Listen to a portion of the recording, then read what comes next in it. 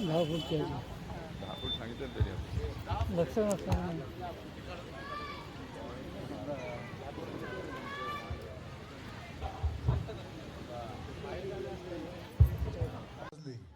साडेनऊची 10, 6 inch म्हणजे 10 फुटाचा फरक पडतो. अख्ख्या याच्यामध्ये एखादा मजला गायब होऊ शकतो. हा कमिटीने आणि सभासदांनी त्यावेळी विचार करण्याचा विषय आहे.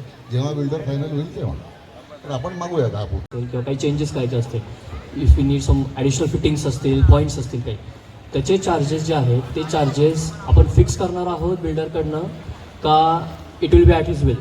कारण असं असतं कधी की तुम्ही 2 पॉईंट एक्स्ट्रा मागितले तरी चार्जेस भरमसाठ असतात.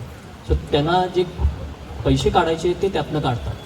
सो त्याचे चार्जेस प्री डिसाइडेड असतील आणि ते टेंडरमध्ये आपण टाकणार आहोत क्लॉज की agreed as per with the federation किंवा जे मेंबर्स प्री डिसाइडेड का ते ॲट विल असेल.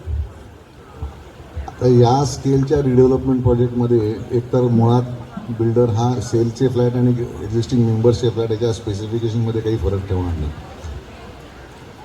त्याला फ्लॅट विकायचेच म्हटल्यानंतर तो इतक्या उत्तम प्रतीचे